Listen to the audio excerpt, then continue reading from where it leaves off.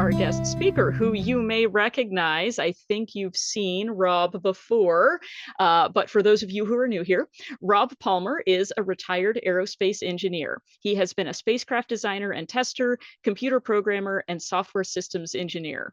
In 2018, Rob became a columnist for Skeptical Inquirer, and to date, he has had over 100 articles published by Skeptical Inquirer and in other skeptic-related media.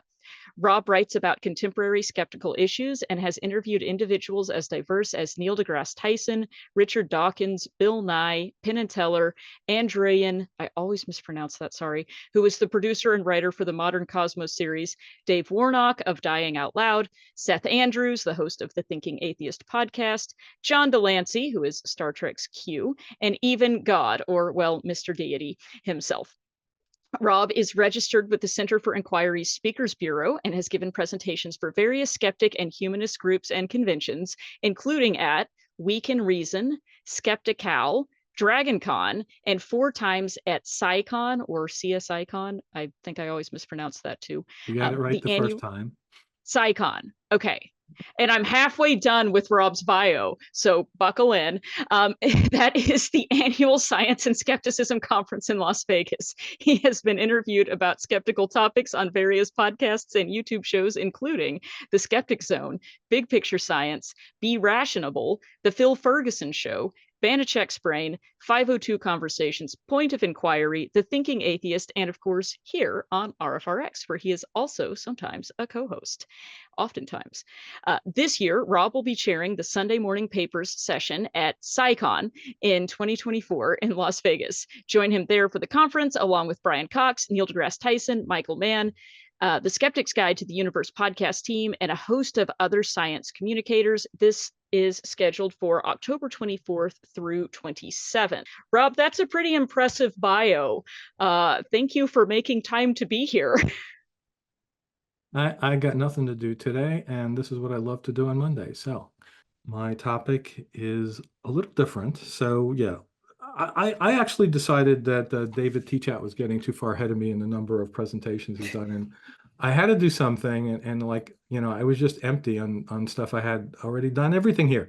So I decided to think about it, and I came up with a category totally different, I think, from anything that's ever been done here before. I could be wrong. I missed 1 or 2 of these in the last 4 years. Maybe somebody did something like this. Did they? Cara, Helen?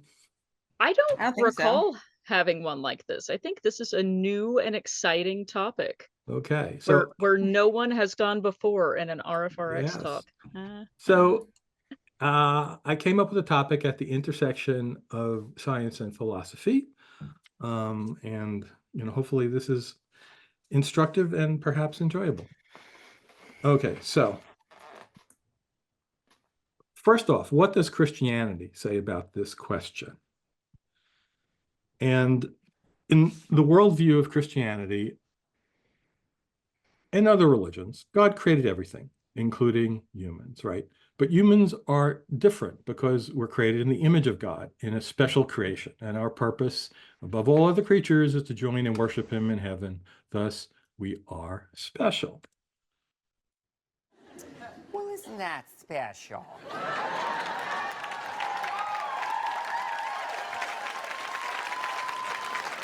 People of a certain age should know who that was.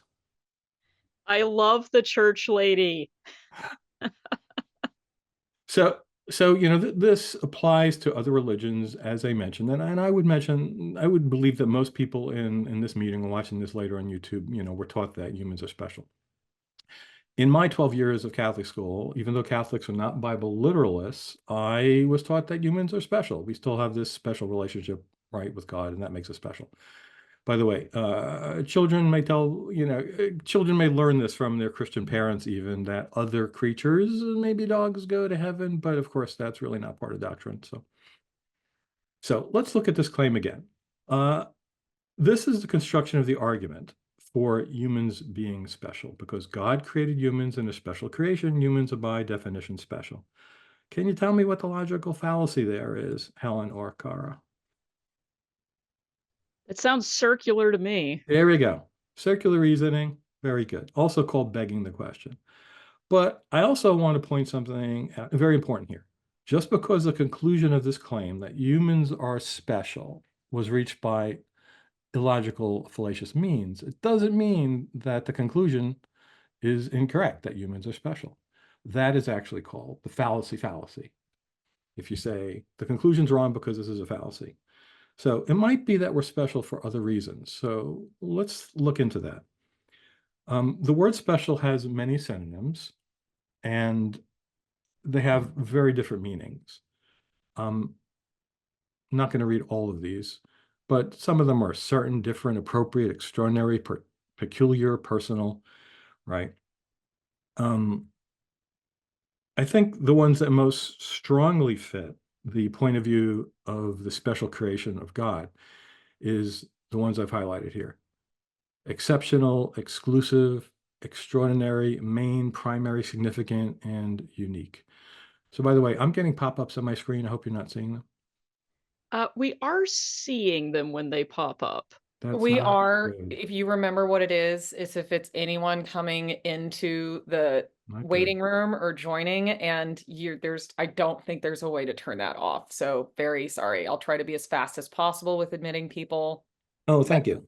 Yes. Okay, so if we dismiss the religious claims, then I think these two synonyms of special better fit what we understand to be reality, right? Specialized and unique. So because all species, including humans, were specialized by natural selection, every life form has its own traits and characteristics, and they're all unique or special. By the way, one funny thing is I used an AI generator to create this image. And I had to try very, very many times because a lot of times it had animals which for sure were not real. Some of these look a little weird. There was one that looked like a raccoon with a bald man's head on it. It's not ready for prime time. So this is the title of my talk with a question to be answered, right? Are humans special in the universe? And I guess I've answered it. So there you have it. Thank you. Short talk. Well, that was fast. We'll be taking Question- questions now. Questions in the chat. So I actually have a little bit more time here. So I actually want to look at it a little more depth, right? Let's look at the synonyms again. And the one that really pops out at me is unusual. So let me alter my original form of the question to say, are humans unusual in the universe? So what does that question actually mean? Well, one thing is that, are we alone in the universe? And actually, I've made that galaxy because the universe is it's just immeasurably big. And if we're not alone if we're alone in our galaxy, we're essentially alone because there is no possibility of any interaction, even radio communication with another galaxy. Our galaxy alone is big enough. So that's normally put in this simple statement, are we alone?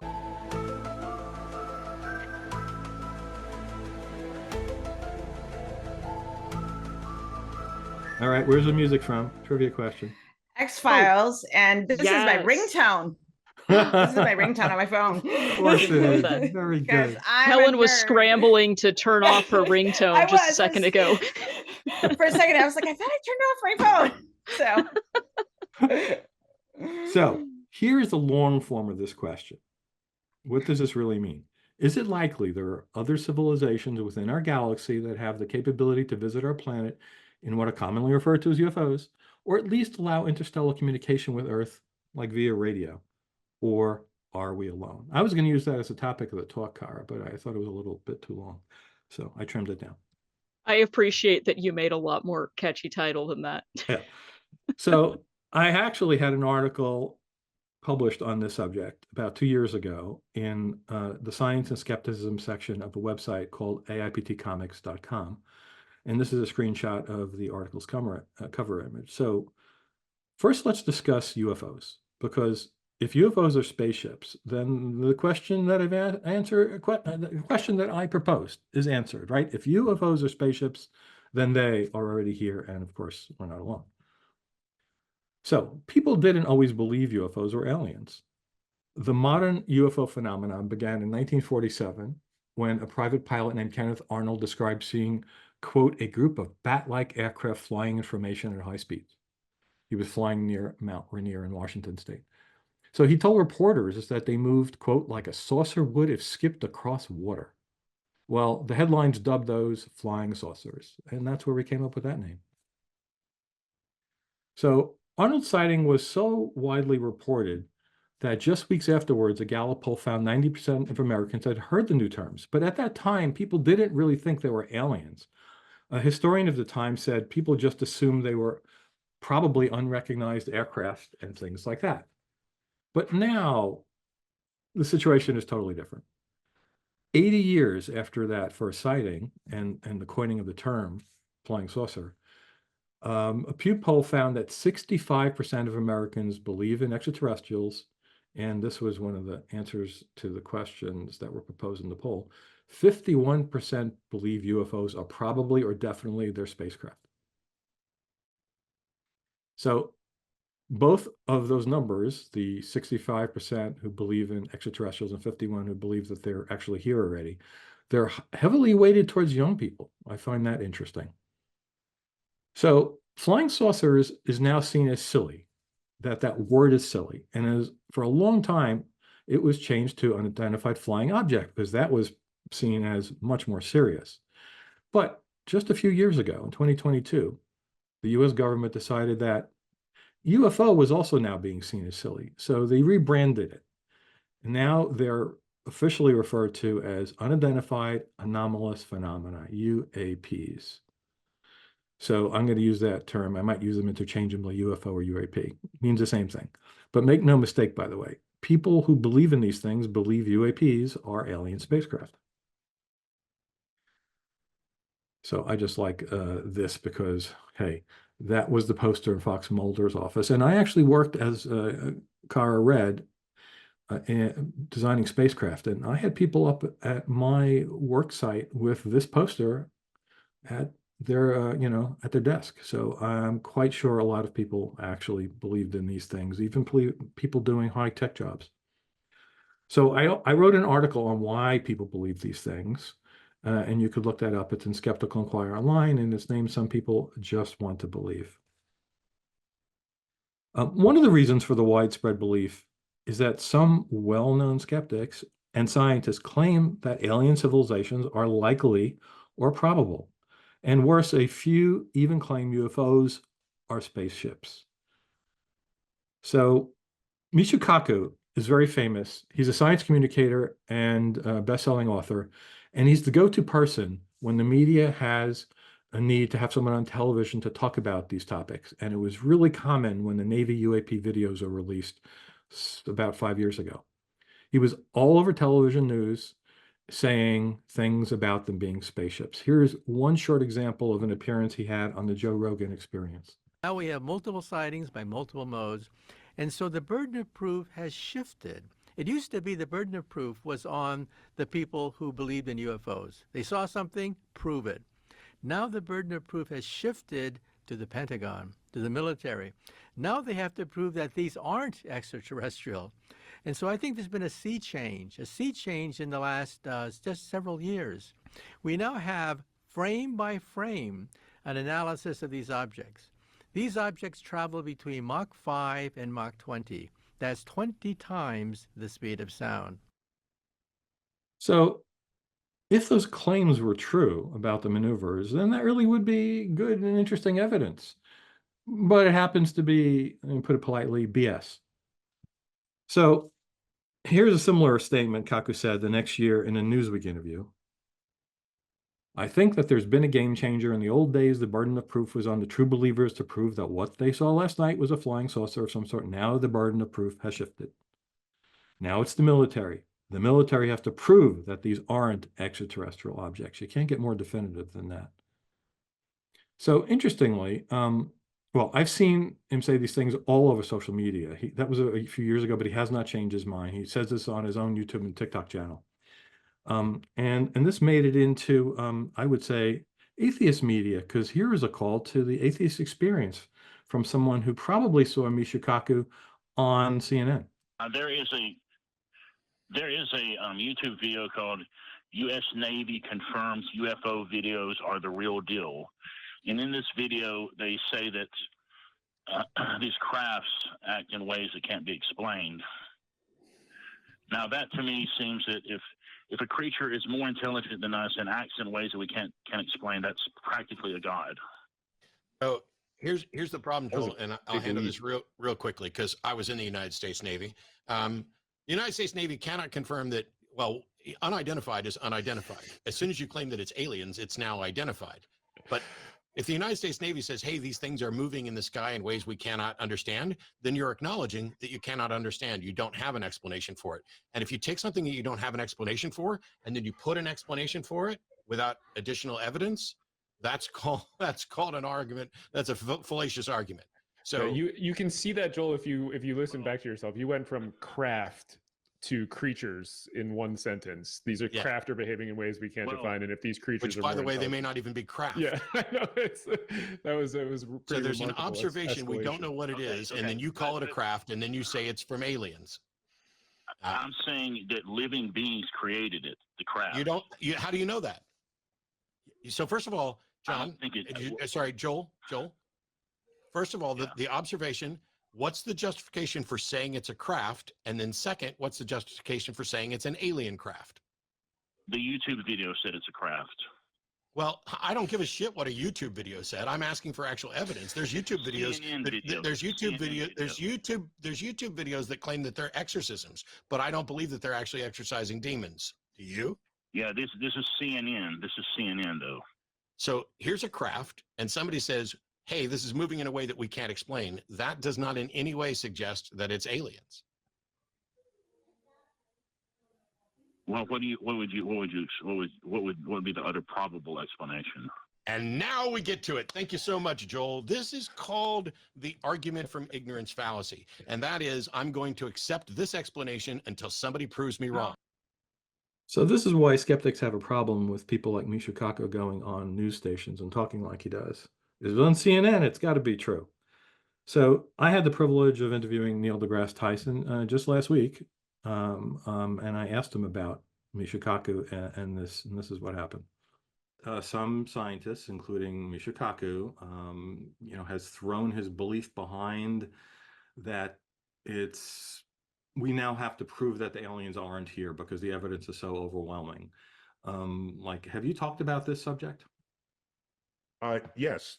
On the news in particular, but not that specific statement made by Michio, but just, when the hearings were going on and the quote evidence put forth in Congress. Yeah, I had a lot to say about it.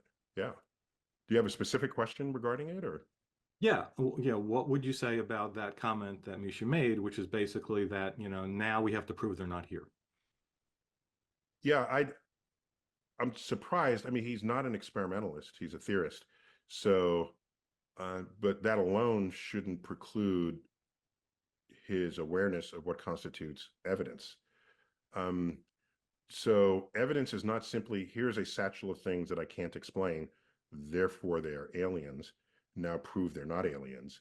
The fact that you can't explain it, that gives justification to the word unidentified. That's why the U is in UAP and in UFO. That's why it's there. So those abbreviations don't stand for unidentified aliens.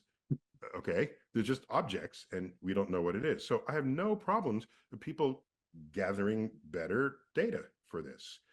NASA had a committee chaired by a good friend of mine, David Spergel, who he got together some various experts, and what they concluded is that what NASA should do is put together let's call it an app for now, but it could be something more extensive than that, where it says everyone has a smartphone and a geolocated image taking device, and so you can take pictures of what it is you don't understand and link that up to the site, and it will geolocate it in case other people saw the same thing.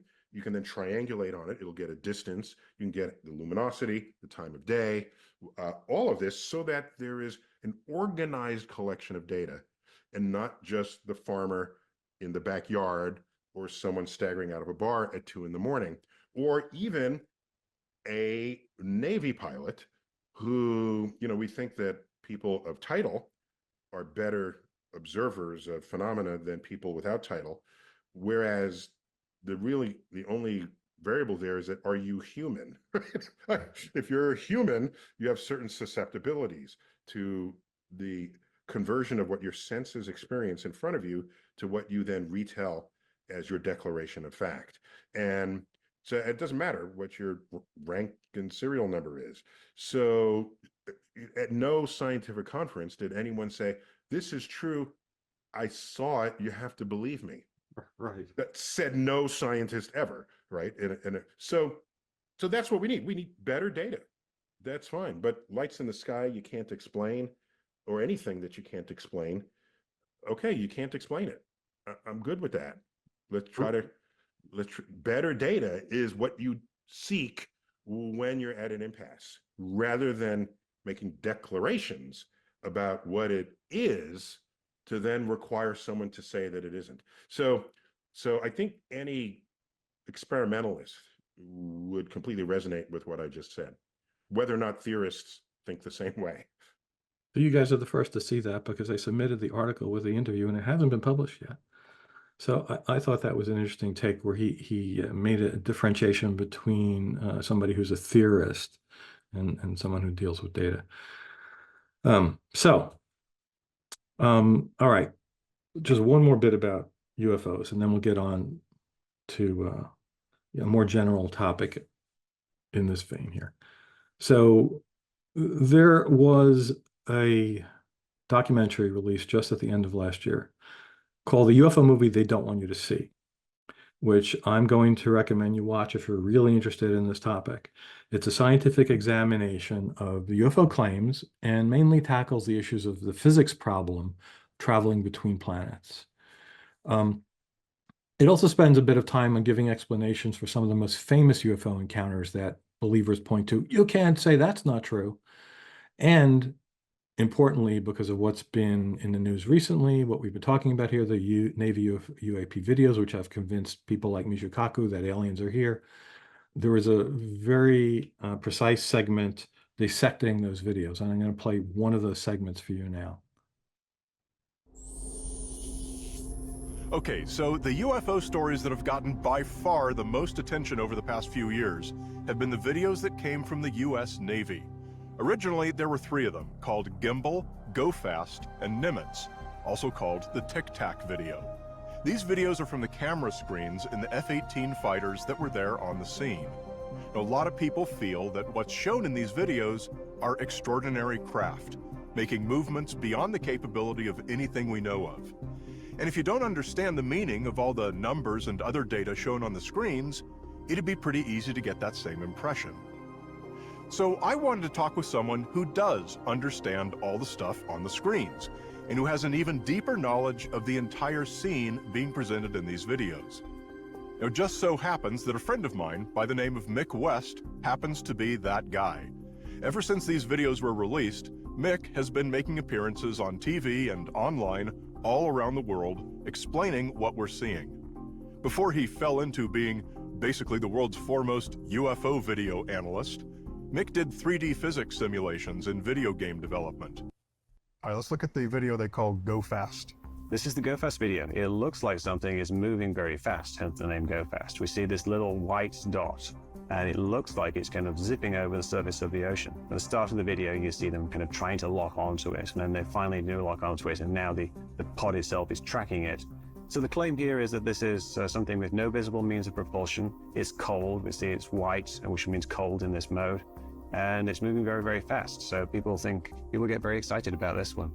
Yeah, I mean, it looks pretty exciting to me. How could this be something not moving fast? Well, the interesting thing about this video is that we get a lot of information on screen. We have here this 4.3 nautical miles range, which is the distance from the camera to the object. And we have this angle we're looking down, 27 degrees. And we have the altitude of the plane here, 25,000 feet. So we can take this angle here and this distance, and we can do 4.3 times the sine of 27, tells you how far below the plane it is. Very simple high school trigonometry. Turns out it's about 11,000 feet down. Subtract that from 25,000 feet, you get 14,000 feet. So it's actually 14,000 feet above the ocean. It's not down by the ocean. It's halfway between this plane that's taking the video and the ocean surface itself, which means that it's actually moving very slowly. I've heard people who should know what they're talking about, pilots, military pilots, people in these government hearings, saying that no, what this video shows is something going very fast. It looks like it's moving very fast, and it's a very compelling illusion. Something that's far away moving fast looks the same as something that's close and moving slow. But you've got to do the trigonometry, and you've got to take these numbers into account, and they're simply not doing that. If they do the math, they'll get the same answer that I do. But even the pilots thought that this was something extraordinary. Oh my gosh, dude. Wow, look at that, man. Look at it fly. Can pilots be wrong about something like that? Well, I asked another friend of mine, remember we saw him earlier, Jason Bush, who happens to be an air traffic controller. So do pilots ever make mistakes like the rest of us? Absolutely. They make big mistakes, small mistakes every day. That doesn't So make you're me saying feel too pilots are human? Pilots are absolutely human. The error so many people make with this particular video is caused by one of the most common optical illusions. It's called the motion parallax illusion. Mick shot this little video in his yard to demonstrate it. He hung this ping pong ball from a tree, then walked past it with his camera. When you zoom in, it looks like the ball is moving at great speed. But the ball's not moving at all, only you are. That's the motion parallax illusion. It's why the object seems to be moving relative to the ocean in the Go Fast video, and it's why the distant plane seems to be moving relative to the clouds in the gimbal video. One of the leading guesses for what that thing is in the Go Fast video is, believe it or not, a simple weather balloon floating along. It could even be a Mylar party balloon. How it looks in the video is exactly how balloons look on that same camera. I understand that if you're in the heat of flying, you're not necessarily going to do Mick's same calculations to see how high that little dot is. But these are military pilots. Aren't professionals trained to be able to tell how far away a dot is? Controllers are not better at judging the size or speed of a single dot. Something could be up close moving slow, and it could match exactly what something far away moving fast is going. You have no idea what the speed is unless you know how far away something is. So in short, all indications are that this was nothing more exotic than a balloon. So had you guys seen those videos all over the news and thought, oh, this has to be real? I saw those videos on the news. I did not leap to the conclusion that this has to be real. I Wow, see how you baited us with that question, Rob. so you had more logic there than Michikaku. It's quite astounding. Not that you did, but that he doesn't. I don't get it. So from this point on, I'm going to set aside the claim that aliens are here and these things are alien spacecraft. And now I'm going to go on to discuss whether it's even likely that aliens exist. This is the more interesting question, I think. So whenever the topic of aliens comes up, you're likely to hear people, including scientists and even skeptics, argue that other civilizations are likely, and perhaps sometimes they use plentiful and abundant, due to the abundance of exoplanets that we now know about. That's a fact. There are many planets. They actually think that the answer to one of those poll questions was 70 to 100% of stars have planets, and a lot of them. So because of these things, I've heard people say, in fact, I think Matt Delahunty said this on a different episode of the AXP when somebody was calling in about, UFOs being alien. He says, well, of course, I don't believe those are, but there have to be a lot of them out there because there are a lot of planets. I mean, this is something that everyone says, right? Basically, they're using the idea of the mediocrity principle and the argument against hubris, it's called. So the idea is to assume mediocrity rather than making the very hubristic assumption, it seems, that anything that humans experience is special, unusual, or exceptional. The suggestion is that there's nothing unusual about the solar system, the Earth, the development of Earth's biology, or even the emergence of intelligent life here and with a technological civilization. And to show you that this fact is very common, this is an article about Seth Shostak. He's an American astronomer who is the current senior astronomer at SETI, the Search for Extraterrestrial Institute.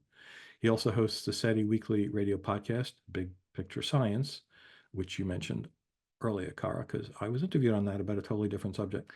But yeah, he has a coffee bet he made 20 years ago that we'll find aliens, 8 years ago, that we'll find aliens in the next 2 decades. And so quite a bit of the 2 decades is up, and there's no hint that's going to happen. I think he's going to lose his big bet.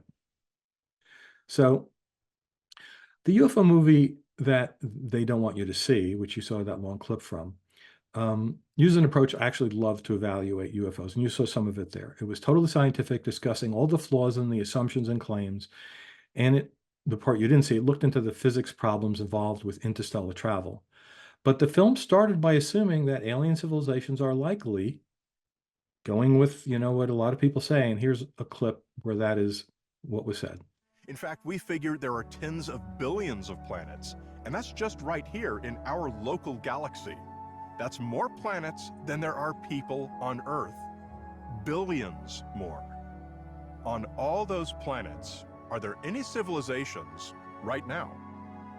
Now, I don't know what your math tells you, but my math says there are probably many out there right now. So here's the pertinent part of that. I don't know what your math tells you, but my math says there are probably many out there right now. I really wish I could have answered math questions on tests like that. Solve for X. I don't know what Probably your math many. tells you. So that's the opinion shared by many. So now we're going to go forward and say, is this optimism justified? Let's examine that. Do you think that So most people might recognize this guy with the bow tie, and here's what he had to say about it. do you think that there is life outside of Earth, intelligent life in the universe? Absolutely, there is life elsewhere, and almost certainly intelligent life. It has to be. The odds are just overwhelming. There's 200 billion stars in this galaxy. Well, now it looks like every star has about 10 planets, so there's almost certainly intelligent life. So yes, even Bill Nye, and he's the head of the Planetary Society. So again, is such optimism justified? So let's go forward and examine that. So it's virtually impossible to discuss this topic without bringing up these two things, the Fermi paradox and the Drake equation. So sounds complicated, sounds math, but I'm going to try to keep it simple. And to introduce it, there is a sci-fi show on Netflix, which I highly recommend, called The Three Body Problem, which is off of a trilogy of books by a Chinese author. And here's a segment where the Fermi paradox is discussed. Now, part of it happens in the UK, which of course everything is in English, but part is a flashback to China from, I think it's 1960s or 70s, right after the Cultural Revolution. So they're speaking in Mandarin, and the closed captions are in English, but for the audio only audience, I'll read that as it's being said. See if I don't butcher this. So it says, Inner Mongolia, China, 1968. We extend our best wishes to you, inhabitants of another world. This is being broadcast by a giant radio dish. We hope to establish contact with other civilized societies. And there's a conversation. How long have we been transmitting these messages? A few years. And the Americans or the Russians? Longer than that. It's the Fermi paradox. It comes from a question that Enrico Fermi asked his colleagues at Los Alamos. There are 100 billion stars in our galaxy. Many of these stars must have planets similar to our own. And many of these planets must have developed intelligent life. So where is everybody? Maybe there's no one out there. So yeah, the Fermi paradox simply stated is, hey, we think there should be intelligent life all over the place. How come we haven't found any? So here's the part where it gets a little mathematical. But again, I'm going to try to keep it simple. This is an equation that was created to try to figure that question out. It's a probabilistic argument used to estimate the number of civilizations in the Milky Way galaxy that we could communicate with. It's got a bunch of variables. You multiply them together, you get n, right? And in the rest of this talk, I'm going to concentrate on the last three that I'm showing here. So basically it has to do with how many stars there are, how many stars have planets, that sort of thing. How many have life forming on them. I'm going to be talking a little bit about each of these last three. The fraction of life-bearing planets on which intelligent life emerges. If that's a big number, then there might be a lot of intelligent civilizations out there. If it's a small number, then there won't be. The fraction of civilizations that develop a technology that produces detectable signs of their existence, radio astronomy, something like that. And the average length of time that these civilizations actually exist in years. Here's a little quick video talking about this. The Drake equation uses 7 factors to estimate the number of detectable civilizations in our galaxy. It considers variables, such as the number of sun-like stars with planetary systems and the number of habitable planets in each of those systems. From there, it considers how often life evolves on worlds with the right conditions and how often those life forms ultimately develop detectable technologies. So it turns out that depending what numbers you put in all those variables, you can get a result N that says there's civilizations all over the place. Every star has got one. Or we're the only one, and anything in between. You've heard Bill Nye and others present the optimistic viewpoint. Now let's look at information supporting the alternative point of view. So this is excerpts from one scientific paper on the subject published in 2018. So it says the Fermi paradox is a conflict between an expectation and that we basically see nothing out there, right?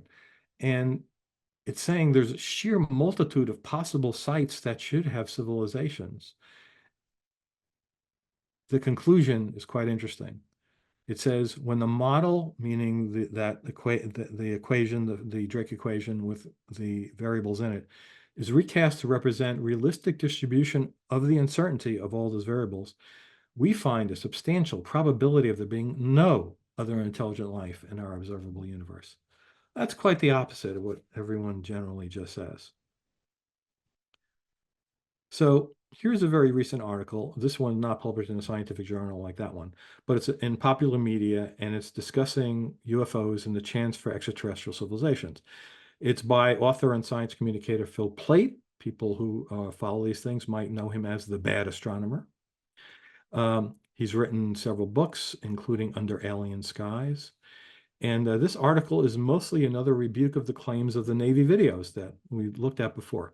But it also goes on to discuss the bigger question that I'm talking about here. And this is part of the conclusion, right? But if our own world is any guide, we should expect few, if any, of the living worlds to harbor much more than microbes, let alone anything capable of building starships or radio telescopes. Earth has had only singular cell life for most of its history. I'm going to be talking about that in some detail. So Plate's making the point that it took a very long time to get to a human civilization on this planet, the only one that we know that has a civilization. And that's one argument against a crowded universe. So let's look at some other arguments against the crowded universe. So this is called the rare Earth hypothesis, and of course, it's important enough to have its own Wikipedia article. Some scientists have argued that the unusual characteristics of the Earth and its environs in space were instrumental in the development of life here, and that this set of conditions may not be typical for all those other planets out there. In fact, they argue that Earth's set of advantageous circumstances may be extremely rare. This is called, therefore, the rare Earth hypothesis. So here's some details of what's involved with that. It goes on to point out that the necessary conditions to produce and sustain life on any planet may include any or all of these following. The planet needs to have a favorable location in its galaxy. Can't just be any star in a galaxy. Can't be too close to the dangerous galactic core or too close to another star, because stars go nova and would destroy that system. A favorable and stable orbital distance from a certain type of long-lived star, and also not tidally locked to the star. A favorable arrangement of orbits of the other planets. The Earth, in fact, was destroyed in its early formation by an object the size of Mars, which has been dubbed Theta, and that went on to become part of the Earth and became the Moon. Also, it can eject a planet from the system, and it would be wandering between the stars. The planet needs to be big enough to hold into an atmosphere. It needs to have a stable atmosphere favorable to life. It has to have a strong magnetic field. A lot of planets don't.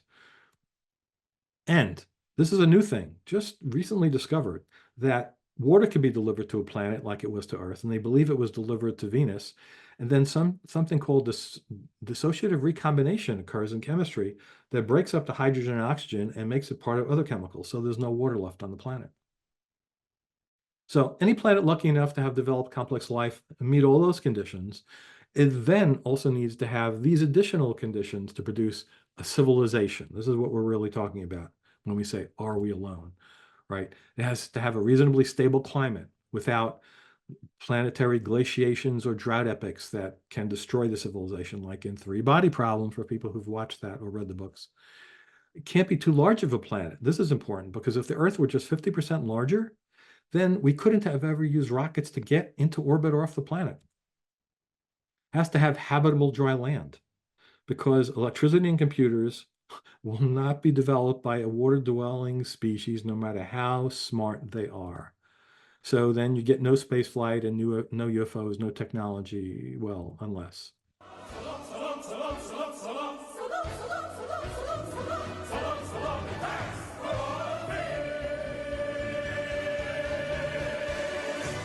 Couldn't resist. Where's that from? Oh, Douglas Adams. Yes.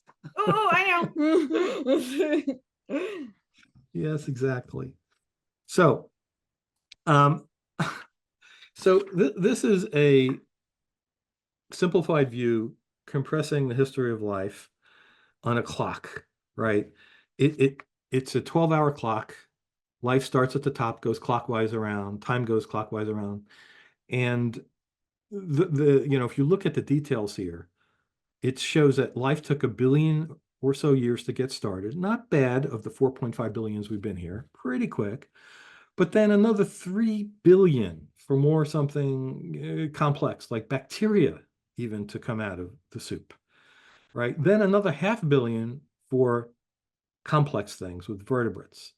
Then it took another 500 million, that's 4.5 total, for humans and our civilization to arise on this planet. So here's an important takeaway from all that. This is the physicist Brian Cox from the UK, Nikki, talking about this subject. What we do know about Earth is that although life began, let's say, 3.8 billion years ago, it wasn't until around 600 million years ago or so, that, or maybe at most 700, that you see any complex multicellular organisms at all. So for something like 3 billion years, it was single-celled alone.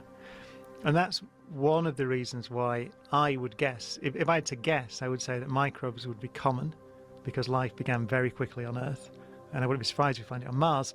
But complex life, multicellular life, insects, plants, intelligence, I would guess would be very rare because it took so long on Earth to get there. So here's an interesting look at this. This is compressing all of the history of life on Earth into a 30-day calendar, 4.5 billion years into a 1-month calendar. And it shows you when things occurred. So it takes until the second week till we're able to find any fossils. Photosynthesis doesn't evolve to the 14th of the month. Then multicellular organisms, not to the 24th of the 30-day month. Then we're breaking out the last 4 days where pretty much everything we know about happened. Forest, insects, mammals, not to the 29th, birds to the 30th, rise of the mammals on the 30th, and we, our species, our technology, our civilization, tiny, tiny sliver of that very last day. So let me highlight some important steps in that long chain of events which resulted in billions and billions of species developing on our planet, resulting in just a single capable civilization, a civilization capable of technology, right? Self-replicating molecules formed and thrived. And this is after abiogenesis happened, which we don't understand how that happens yet. Simple single-cell life had to emerge and thrive. And on this planet, it survived a great atmospheric change, which I'll tell you about in a minute. Then complex single-cell life emerged. Then multicellular life and sex arose, creating even more diverse and complex life forms. Then life found a way to live on land. Primates emerged and later became bipedal and intelligent. Well, why is that important? Because that led to us, right? One of those species survived until now. And in Earth's history, 2.1 billion years ago, there was an extensive mass extinction of what was live on Earth in the time, which was pre-multicellular, single-cell life forms. It's called the Great Oxidation Event. Basically, the atmosphere changed from one that was had no oxygen in it, where life was thriving, to those life forms started to create oxygen, which killed everything. And only a few things survived. It was a great extinction. We don't even know how big it was because single-cell life forms don't easily leave any kind of evidence. Following the Great Oxidation Event, and multicellular life arose, and then it experienced at least 5 more major mass extinctions. There was one 445 million years ago. Actually, that breaks up into 2, which killed off 85% of everything alive at the time, all the species. Then there was one 372 million years ago. Again, 2 closely spaced extinction events, killing 70% of all species at that time. Then there was another one 252 million years ago. This killed off 81% of the marine species, 70% of everything on the land. Notice a pattern here. Then we had the Triassic-Jurassic of 200 million. Again, 75% of species. This time, the plants, the crocodilians, the dinosaurs, pterosaurs, and mammals were largely left untouched. If not for the mammals being untouched, we wouldn't be here, right? The dinosaurs, pterosaurs, and some others became the dominant land animals for 135 million years. Then came the one almost everyone is familiar with. It used to be called the KT extinction. Now it's the Cretaceous Paleogene extinction of 66 or so million years ago. That was just a very bad day on Earth. Many terrestrial species vanished, including numerous kinds of mammals, birds, lizards, insects, plants, plus all the pterosaurs, no more flying reptiles, and all the non-avian dinosaurs. In the oceans, all the plesiosaurs, mosasaurs, those giant reptiles, and many species of fish, sharks, mollusks, and plankton all perished. This extinction event killed off 75% of species on the planet. Again, a very bad time on Earth. However, that planetary catastrophe gave our mammalian ancestors a chance to diversify and fill the vacated ecological niches. If that hadn't happened, I wouldn't be giving this talk to you guys. Here's a graphical view of the effect on the population of species of those big 5 extinctions. And as you can see, there were smaller spikes throughout the Earth's history. So there's another interesting worldwide event which drove evolution on Earth that led to humans. I haven't heard this talked about too much, but there was an ice age which froze much of the northern hemisphere and caused an epic drought in Africa. Right? This is where our arboreal ancestors were living in the trees as monkeys. And due to that drastic change over time, they left the relative safety of living life above the ground that they had evolved to survive in, and they evolved to walk upright, freeing their forward limbs for other uses. Okay, where's that from, Cara or Helen? Ooh, is that Oh, 2001? I know. Gold star, gold star. Yay! I love our sci-fi quizzes in this episode. Very good. Also from 2000. So, of course, this is the other concept of why we went on to become intelligent and create a civilization. It wasn't the Stone Date did it. theory. Aliens did it. Again, no evidence for this, but it was kind of cool in the movie. So once evolution had created the primates and our family, the great apes, as you could see on the left side there, the great apes are circled, and then we extend that over to the right, the family Hominidae. How do you say that, Cara? You can never say that word. Oh, I always just say hominins, or some people say Hominidae? hominids. Hominidae? Hominidae. Hominidae. So once evolution had created the primates and the great apes, if anything had happened where that little branch showing the circled person on the right had not happened, then you would not have any people here. And of course, Earth would be, yes, I went there, the planet of the apes. So a slight change to anything, right? Any of the catastrophic extinctions or any small thing in the environment would have knocked off any of these branches and progressively led, to less and less things that look like us that could have had a civilization. And not that long ago in geological time, evidence points to a human population bottleneck. About 70,000 years ago, the evidence shows, and this was possibly caused by a supervolcano off in Europe or Asia. Our population, human beings, were reduced to an amazingly low number, maybe just 10,000 humans remaining alive on the planet. Less that would fill Wimbledon. So collectively, all of these impediments to life continuing to advance and evolve and flourish to the point that a civilization would be created on a planet are called great filters. So here's a Wikipedia page about that, talking about it's the idea that this is a barrier to development that makes detectable extraterrestrial life exceedingly rare. And it is, as it says in the last sentence in the first paragraph, it's one possible resolution of the Fermi paradox. Basically, that there's no one out there, or not a lot of, anyway. So there's another thing I want to recommend watching for people if they like these subjects. A great documentary series, not about UFOs. This is about life on Earth. It's called Life on Our Planet. Came out late last year, narrated by Morgan Freeman. And it really drives home the points I'm making about the difficulty of life evolving into us. It doesn't get into the Fermi paradox or the Drake equation, but it just shows you the details of all the extinctions on Earth and what happened after each of those. When billions of years of evolution, and makes the point clear how very, very, very lucky we are to be here. So since our lineage survived the great filters of the past, it may be that you may think we're home free, but no, because there are many great filters in our future. One of them is the looming climate crisis that could wipe out humanity if it goes too far.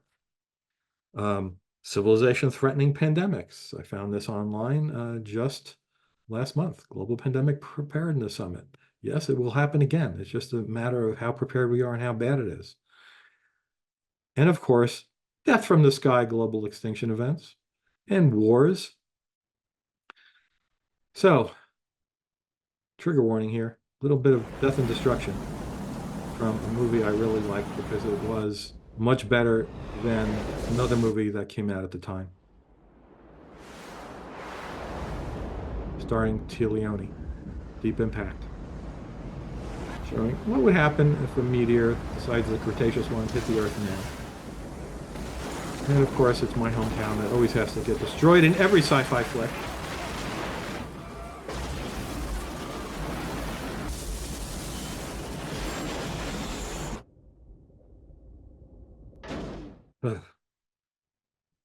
So, even if other civilizations arose and made it through all the filters, planets have a limited lifespan. Here's one going from left to right, showing a star expanding and consuming a planet. In our case, Earth will be enveloped by the sun in about 7 billion years. No need to worry, it's a long time. But the planet, because the sun will grow warmer and bigger, it's going to become unlivable way before 7 billion. Still far in the distance, but still 1.5 billion years. Not a long time in geology, considering the Earth is 4.5 billion years old now. So putting that in context, from the beginning, when the Earth cooled and was able to have life, to when it's going to be destroyed, it took 77% of the lifespan of this planet for a civilization to arise. So whether any civilization can survive for anywhere near that long is unknown. And that's the L I talked about before in the Drake equation. Here's Brian Cox talking about this. If civilizations are common, or even slightly common, then there should be civilizations ahead of us, because there's been so much time. You imagine the timescales. We've been around as a civilization, let's give it, say, 40,000 years. The galaxy is pretty much as old as the universe. It's 13 billion years worth of time. So the idea that there are no civilizations arose, 100 million years ago, 200 million years ago, 1 billion years ago. And imagine what they'd be like if they'd survived. I mean, we've been around, we've had science for, let's say, since Newton or Copernicus, 500 years at most. We've had, and look what we've done. We've gone beyond the solar system with Voyager. We've walked on the moon. We're about to go to Mars, I would think. So we're about to begin colonizing our own solar system. We've done that in 500 years. So imagine 1,000,000 years. It's one of the arguments often used to say there aren't any civilizations out there in the galaxy. It's called the Fermi paradox. Because if you imagine a civilization that's 1,000,000 years ahead of us, they should have written their presence across the sky by now. You should see them. If we survive 1,000,000 years into the future, actually even a few thousand years into the future, we will be exploring the galaxy. We will have spacecraft that are going to other stars. We will be doing it.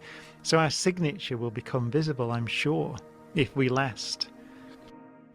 So it may be that civilizations, if they manage to arise at all and go through all the stuff I've showed you, that the difficulties, the filters, then they don't last very long because, like, where are they? Here's another possible answer to the Fermi paradox. English science fiction writer Arthur C. Clarke once said, "Two possibilities exist. Either we are alone in the universe, or we are not.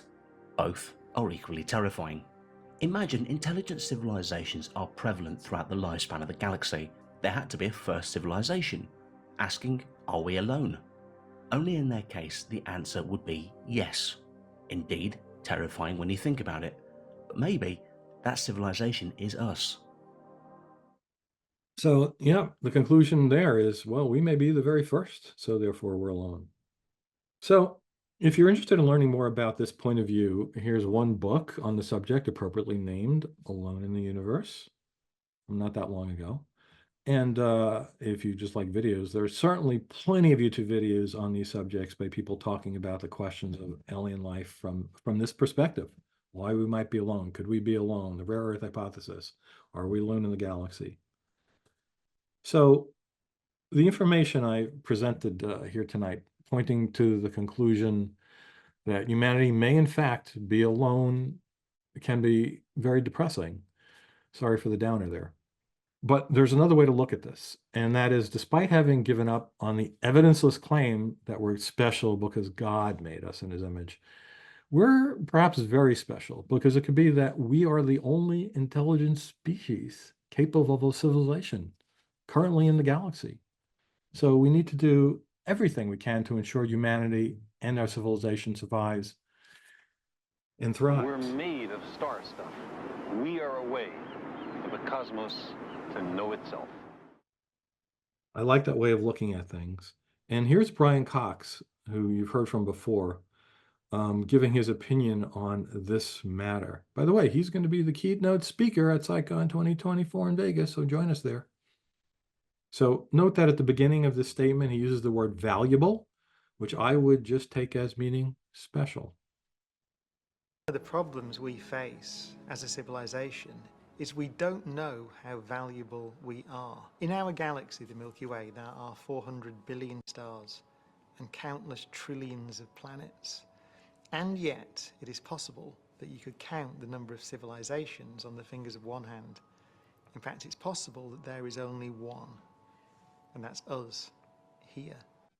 And if that's true, this is Columbia University astronomer David Kipping from his Cool Worlds YouTube channel, putting that into context. Thanks to science fiction movies and books, we're pretty familiar with the concept of a crowded universe, one often filled with hostile aliens traversing space just to smack us over the head. And communicators like Carl Sagan and Frank Drake were eternal optimists who felt convinced that we were not alone.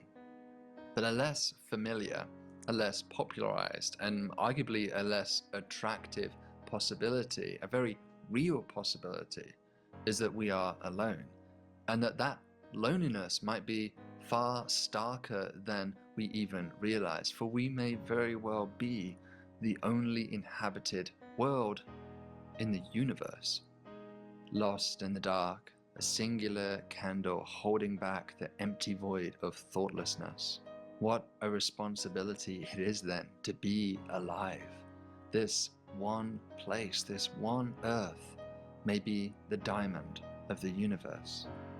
You could travel for billions of light years, and all you'd ever see is countless numbers of lifeless worlds. And so every one of us here on Earth would be incredibly special. You, me, every person you bump into, every person you see, every person you've loved or hated in your life, every one of the billions of people living here on this planet would be incredibly special, incredibly rare, the diamonds of the universe.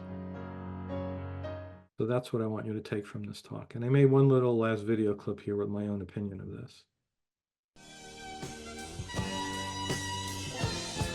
This is an actual video of the spacecraft.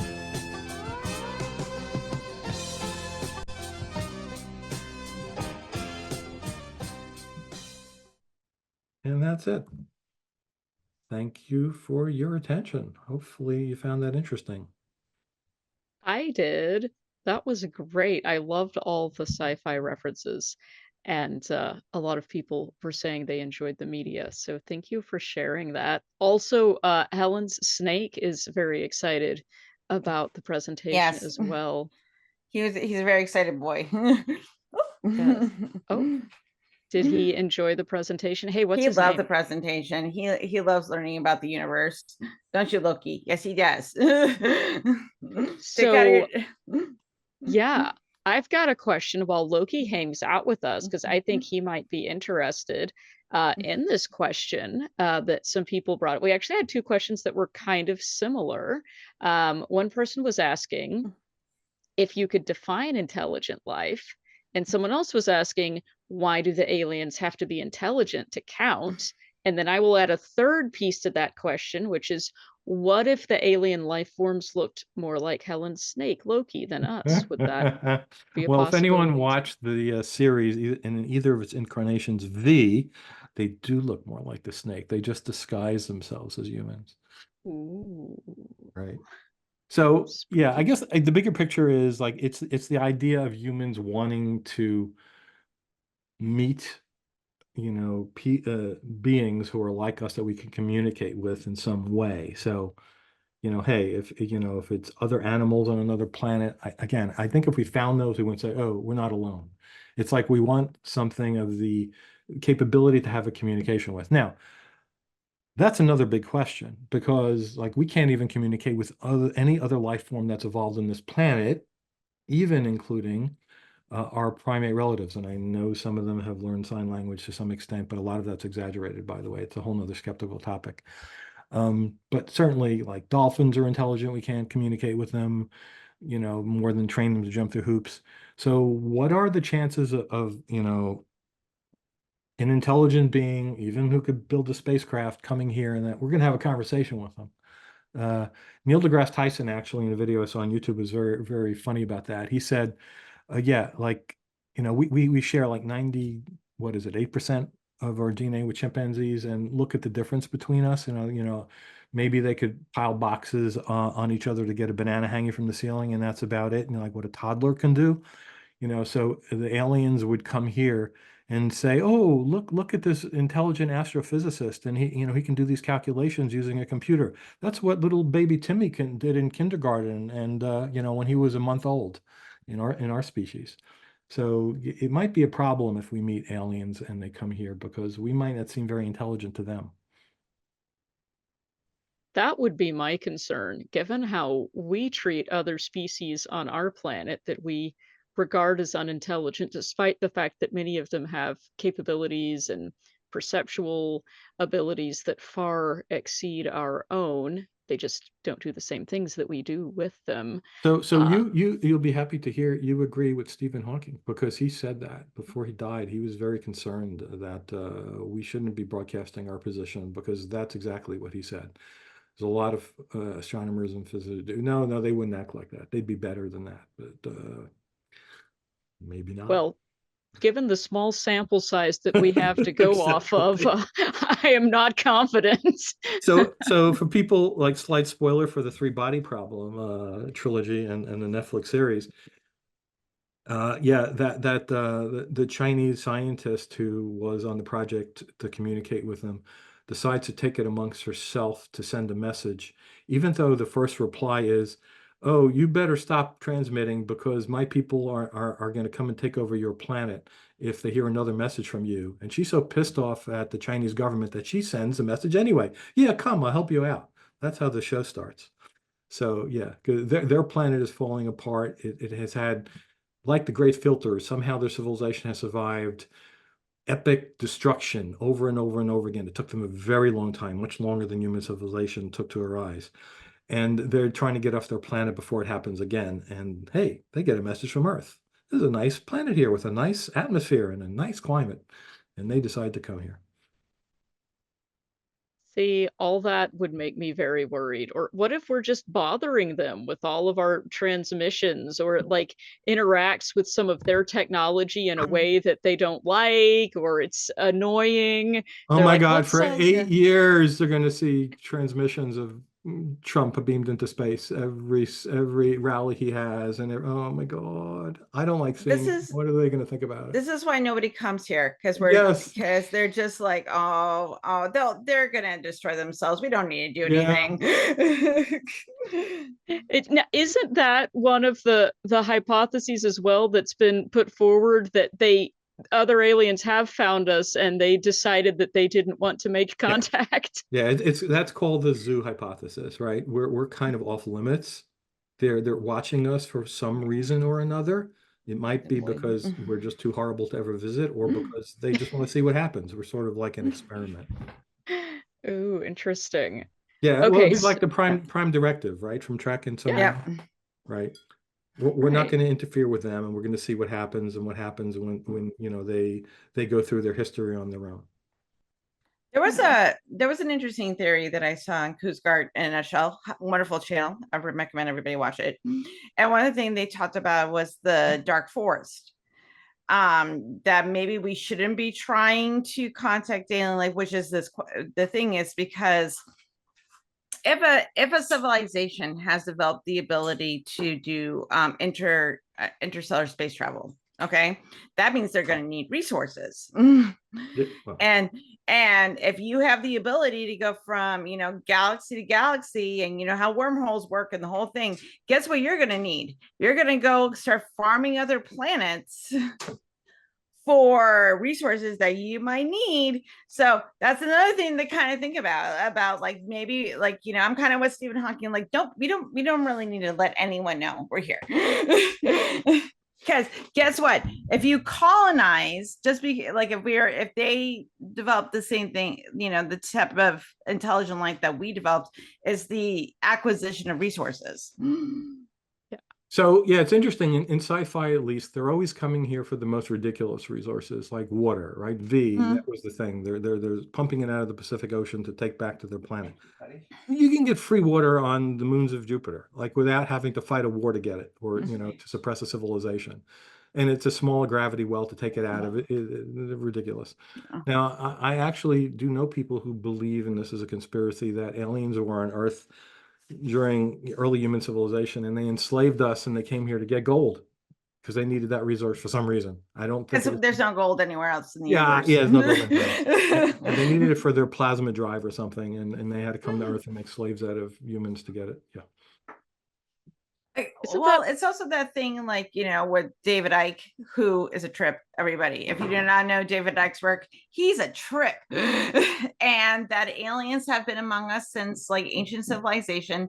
They're still here. They're part of the government. They have, and really they want to take over our planet. And the reason why that we can't get to a utopia is because of the aliens making us war with ourselves. So I have a sort of personal experience on this subject. I went to a group of believers. I was the only non-believer there, I would imagine, and because they all seemed to, there was like 60 people. They all knew each other, and they're all talking. The talk was about, this was about 2 years before the pandemic started, and it was about disclosure is about to happen, and it was some author who's written UFO books. And it was about the government is finally going to admit it. Again, this was like 6-7 years ago. It hasn't happened yet. It was when the UFO videos first came out, the Navy UAP videos, by the way. This is proof. This is proof they're about to announce it. And they strongly believed that we already had advanced spacecraft. We had a colony on Mars. All of the NASA rockets is just for show. I don't know why. You know, nobody really is in the NASA space program. The real stuff is secret alien tech going to the colony on Mars. And by the way, I don't even know why they need spaceships, because they also believed we had portals, like in Stargate. They were all in on that. And in fact, like, they claim shows like Stargate are on television to make us ready for when they tell us they're really here, so we don't panic. You know, my pushback on that is, and the poll question was what percent of people believe, maybe we should show the poll, but like 51% of Americans believe that UFOs are alien spacecraft. So over half the population actually already believes they're here. So why is there going to be panic if the government announced, yeah, they're here? I thought your pushback on that was going to be that not that many people watched Stargate, but as I For don't television have series, I don't know. To be fair, like I have a lot of nerd cred. I have never seen one episode of Stargate. So I know. Judge me. Okay, motherfuckers, judge me. Okay. I'll accept it. Okay, That's let's fine. go with the poll questions. Yes, let's go over the answers now. Rob answered some of these for us already. And let's see, the first one was, as of 2021, what percentage of Americans believe some UFOs are probably or definitely alien vehicles? The largest number of votes at 34% went to the answer choice that said 31 to 45%. Now, that is a little bit low, right? Rob, didn't you say 51? Like that sounds conservative. Yeah, so it was the last poll I have, which was a couple of years ago, 2021 actually. So this was before all the congressional hearings. At that time, it was 51%. I have to believe now it's higher than that. I haven't seen a poll about that, but because like the U.S. Congress has announced that there are aliens, we're having public hearings, we're spending money. Let me do a Google. Yeah. That's great. Okay, so I love doing a Google.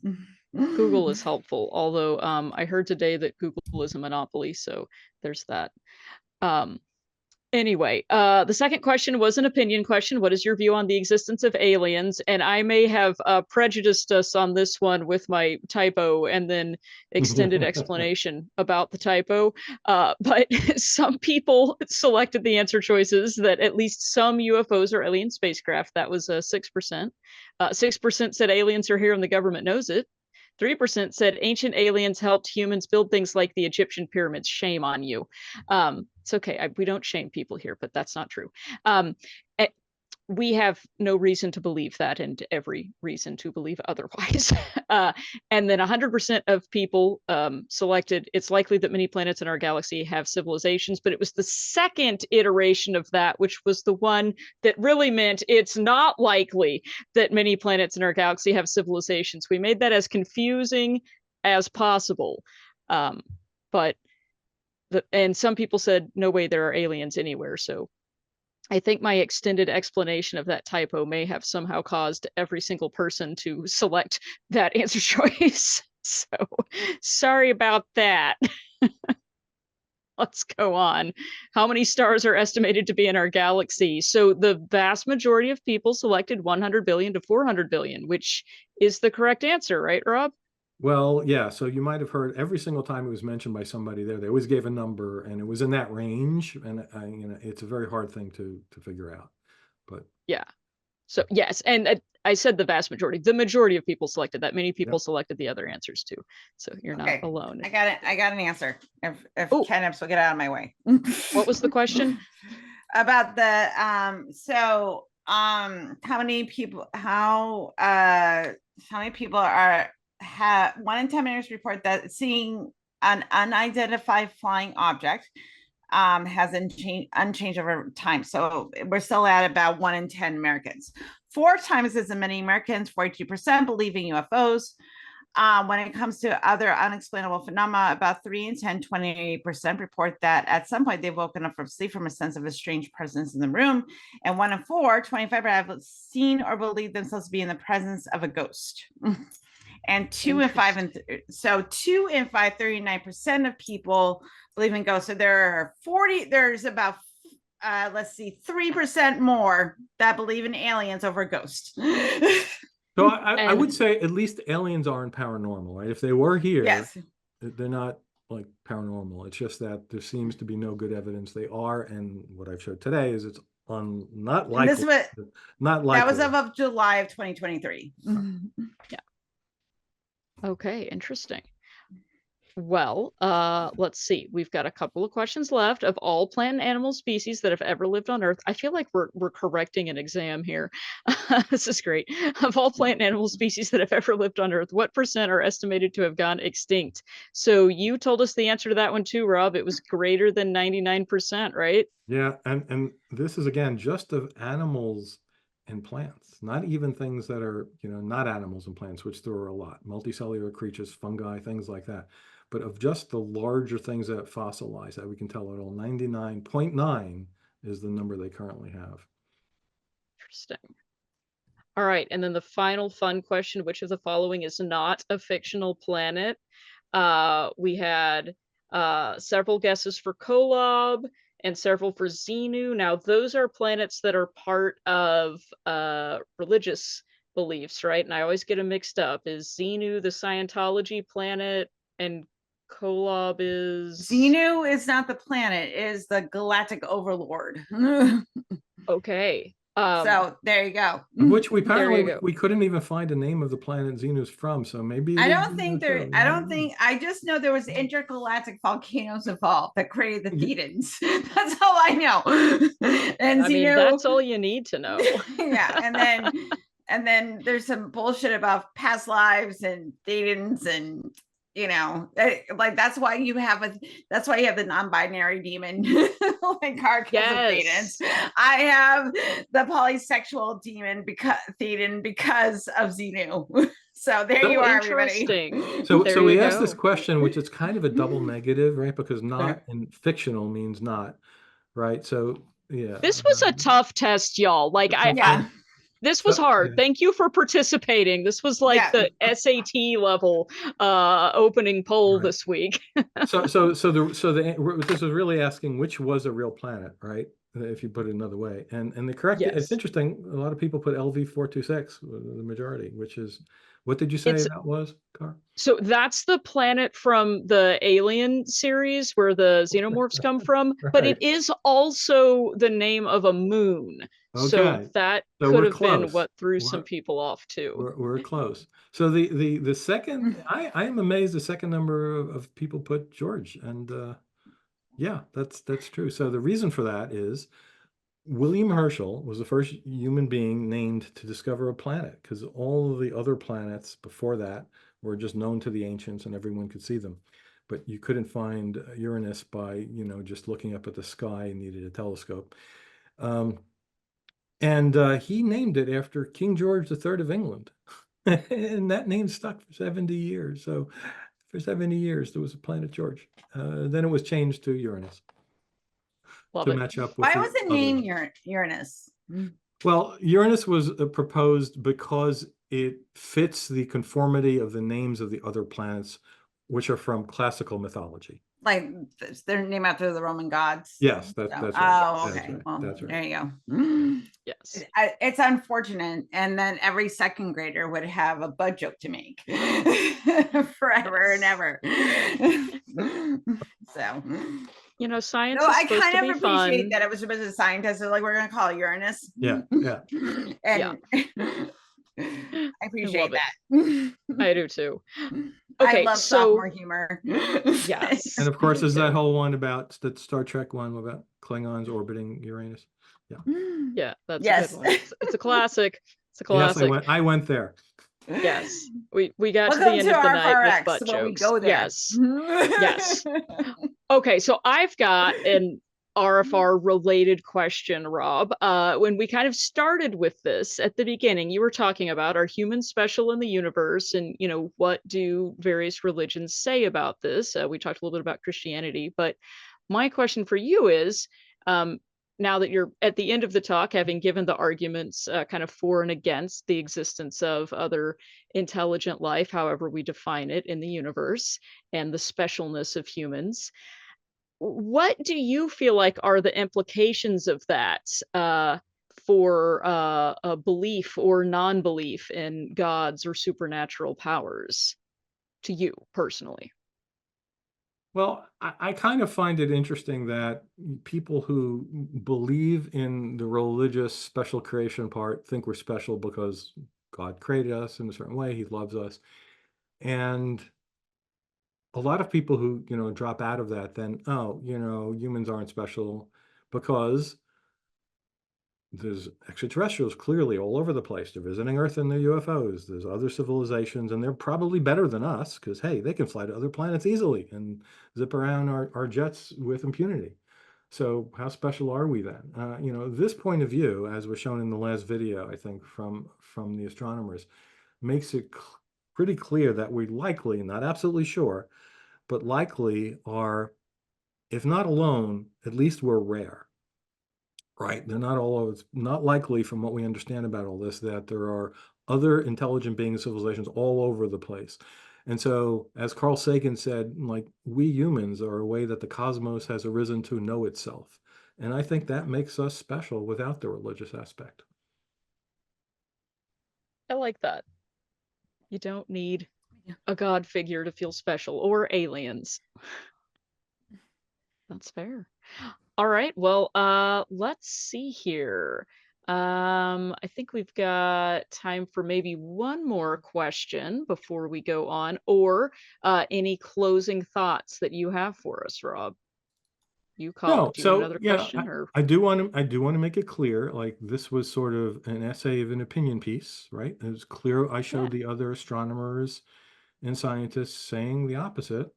And my understanding of researching this quite a bit is that I think, in my opinion, it's my opinion, they're being overly optimistic, and clearly there are other people on the other side, and that's why I showed Brian Cox and the Cool Worlds video, who's also an astronomer, who have looked at this in detail and come out on the other end of it. So, I think this is more to push back on the point of view that they're definitely out there. There's definitely a ton of them, and we're just going to find them, like Seth Shostak says. In 20 years, we're definitely going to contact them. And I'm not saying we're not going to contact them, and there aren't any of them, but it's more to push back on the other point of view that I think is not scientifically grounded. See, and I like having these kind of conversations too, where you're presenting an opinion, but you're showing us all of the reasons how you got there. You're making a logical argument and then explaining your perspective, but not suggesting that this is the dogma. We're all going to believe this now, and I cannot be proven wrong. Right. One interesting thing I didn't start at the beginning to mention that I was a believer. When I was a teenager, this was my gig. I read every book there were on aliens that I got from the library before the internet. People couldn't go and Google stuff. I had to go get books. And I found book after book after book in the science section where people claimed that they had been abducted by aliens with pictures of the alien species in their spacecraft. I was all in. People were getting abducted and probed, and cattle were being mutilated, and crop circles were being made. And, it took me a long time to come to the information that all of that is nonsense. It just isn't true. And then, okay, now what do you think about, but are they out there and they just can't get here? And that's when I started looking into this other side of it and came up to this conclusion, my personal opinion, that, yeah, no, there's likely not a lot of other civilizations out there for us to find. Now, what do you think about the argument that for some people, and I don't mean everyone who thinks that there may be aliens out there, but for some people, that it's almost like a replacement for a god figure or a supernatural belief, and instead they've just switched over to, well, rather than gods, it's aliens or something. Yeah, so like that. that is a perspective that is especially captured, I think, by the subset of those people who believe aliens created us. Right. If you saw one of the movies in the Alien franchise, one of the worst ones, Prometheus, right? It starts out with some alien pouring his DNA into the oceans on Earth, which had no life at the time, and they created life on Earth. And hypothetically other places. I mean, even in the Star Trek universe, right? There were I forget what they were called, the progenitors, who they finally, retcon the reason why there's, upright bipeds all over the place that kind of look like humans, because they spread life through the galaxy. So, from that perspective, it's like, yes, I see what you're saying, that those are our gods. They are our creators. They created us. And there are some people which have that perspective. I actually wrote a poem when I was 15 years old, and maybe I'll read it in the Hangout, when I believed that, and it was kind of on that subject. Okay, so everyone stick around for the hangout so you can hear Rob's poem. Yes. Okay. My recollection is I had just seen the movie 2001, which has that premise, right? That's what the monolith that the monkey creatures were grabbing, because it was put on Earth to raise our level of intelligence. And then, later on, the next scene is the humans have dug one up, buried on the moon. Like, why is this here? Because it was an alarm that humans have left the planet Earth and they've made it to the moon, and they found us and dug it up. And that's when, the Discovery mission goes off to find where the signal was sent. So in the world of 2001, yes, we were created, if not from scratch, at least our intelligence, by aliens. And that would indeed put it in the perspective that you're saying, those are now our gods. Yeah, that was a And great so I had just seen synopsis. that movie, was my recollection, and then I decided, let me put this down in a poem. I cannot wait to hear that poem. I bet it's more engaging than the book itself, because, like, no offense, but that book is slow. I didn't care for the movie.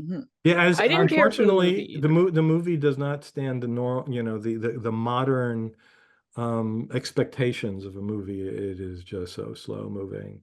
It is. It is. Though visually for the time, beautiful. Yeah, it is visually I have beautiful. ADHD.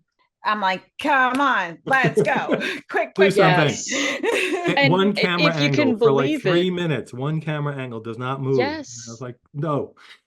And that was somehow more engaging than most of the book, which fun fact, I almost died because of that book. I had it on audio, and it was so boring that I fell asleep listening to it while driving. I do want to see that new movie, Take Me to the Moon. Yes. The romantic comedy that's out about the fake Yes. moon landing, because like it's Woody Harrelson, it's Scarlett Johansson, so good times. So And it looks that it looks like it's gonna be very funny and charming. You on know top that of Neil talking about fake. deGrasse Tyson criticizes science fiction movies, right? All the time. He picks out the Yes. flaws. So I actually asked him about that. I actually edited it out of the video for length, but he said, by the way, he just brought it up. I saw this movie because we were talking about other movies that had problems. He said, yeah, I just saw this movie, and he talked about that one. And I said, oh, is it going to fuel the moon landing hoax conspiracy? He said, no, it doesn't do that. It's really good. So Neil deGrasse Tyson suggests seeing that movie. I love it. Okay. And sorry to anyone who loves that movie. I've now made fun of movies I've made fun of 2001: A Space Odyssey, and I feel like Stargate is the aliens built the pyramids movie. So no offense. Listen, you can like whatever films you want. Kara. Yes. Art is subjective. If you because you're not yucking anybody's yum, it's just not your yum. It's not my yum, but I'm happy for other people to like it. And I feel like we have arrived at hangout conversation topics. So Yes. should we wrap up and go to the hangout, and then everyone can join us in our discussions of sci-fi films that have the best philosophical arguments? We'll talk good and bad sci-fi movies. Okay, stick around for the hangout. We're going to go to that. So once again, thank you, Rob. This was awesome. I really enjoyed this. I had a great time. It was very entertaining and fun, and I can't wait to hear your poem. And thank you to everyone else who helped make it happen. Helen for co-hosting, Glenda for troll stomping, Gail for also helping us with that, Daryl, who's going to give us a few words here in a minute, Nikki for streaming onto the Discord, everybody else involved in the pre-advertising and post-production, and everybody who's here listening and hanging out with us. So thank you. I have to and find anybody out else that I forgot. afterwards if there were any trolls that had to be bounced, because this is a particular. If you think people who are religious would troll, a non-religious event, you should see what UFO. It's a religion. UFO believers. It's a religion to these people. They think they think people like me are helping the U.S. government lie to the American population, keep Rob, you secret government technology shell. away from them, including cancer cures. I saw people talking about this in person and online. Yep. And people who talk about this in the other way are evil. Wow. It's quite scary in some ways. And So it's I would not be surprised if they troll this meeting. So we'll have to find out from our senior troll stomper about that in the it's hangout. kind of amazing that people that just want to educate and help people think things a little bit differently, you might be duped that you are part of a conspiracy, Rob. You're shilling for the government. Yes, you know, Susan Garbick did a previous RfRx talk, right, about different topics, Yes. psychics, but she also, you know, talks about these subjects. In her Wikipedia article, where it says Susan Garbick is an American skeptic, it says somebody changed it to Susan Garbick is a disinformation agent for the U.S. government to hide the truth about UFOs. Wow. Wow. Interesting. No, That's I kind of do. a leap there. I would take that as a compliment that they're very nervous about the stuff that you're talking about. So, That's true. just That's saying. true. Yep. Okay, well, speaking of people who might be government agents spreading misinformation, just kidding. We have this show every week with guests who are pretty cool and not government agents spreading We're misinformation. government shells, everybody. We're We're government not. shells. We're not. You decide using your critical thinking skills that you might learn from some of our guests. And two of our upcoming guests who I can't wait to hear from are John Lovell, also known as the Skeptic, who will be speaking next week on Atheist in a Christian Land, being an international non-believer in America. And then the following week, we have Autumn Sword, who will be speaking about the Satanic Panic. So get excited, but don't panic. Bring a towel. And Helen, do you want to tell people where they can find us on social media? Okay, y'all.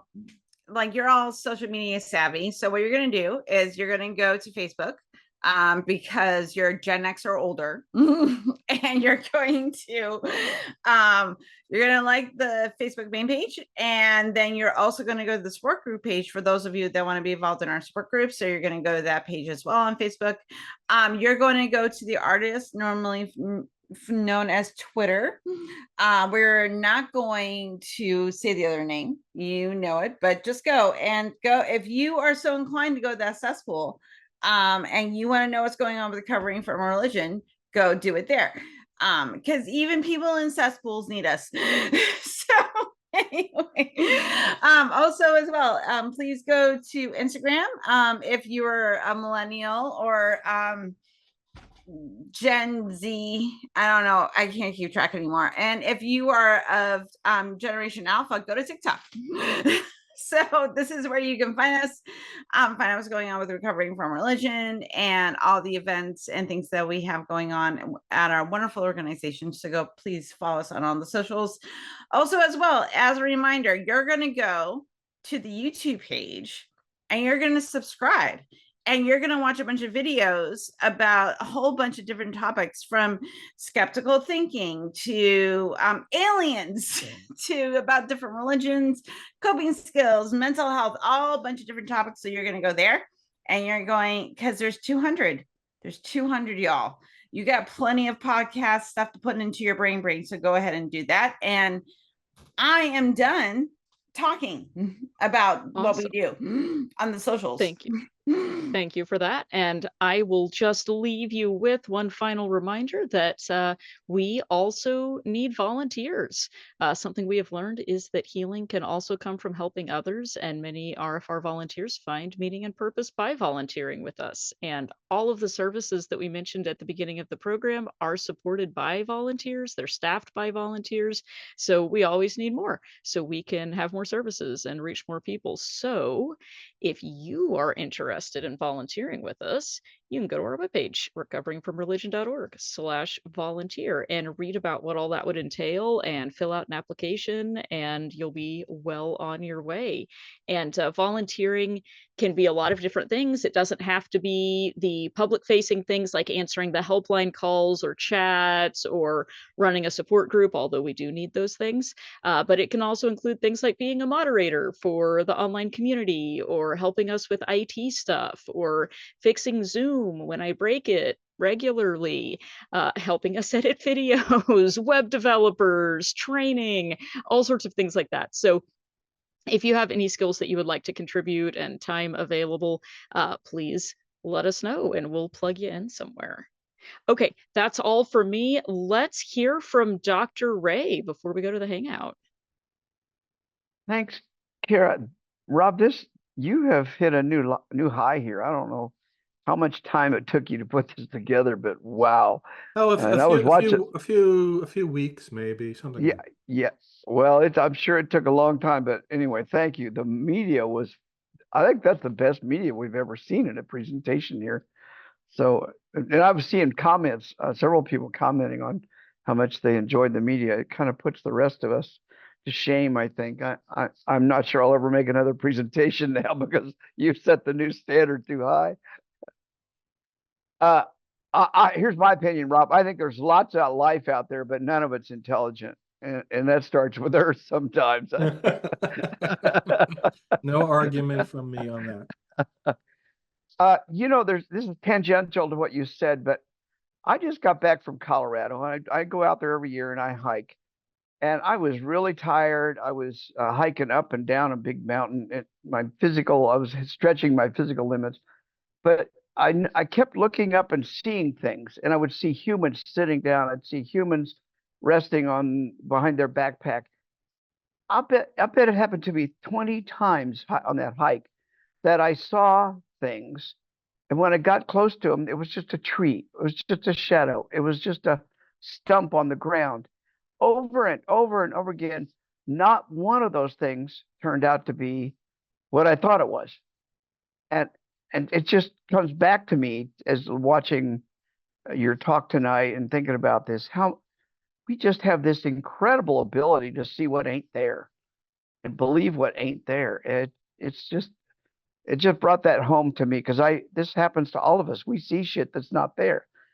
And many people want to believe it so badly that they all claim, oh, I saw this UFO and it was from the planet Xenu or whatever. And I mean, they fill in all the blanks there. And I was filling in lots of blanks with my very tired brain.